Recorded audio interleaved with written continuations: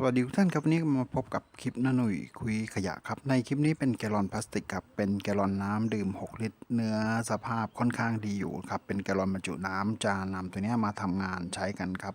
ดีกว่าทิ้งไปนะครับก็คือบรรลดปริมาณขยะของโลกเราได้ครับช่วยกันคนละไม้คนละมือครับโอเคครับติดตามชมกันนะครับจากแกลลอนพลาสติกแกลลอนน้ำดื่ม6ลิตรครับผม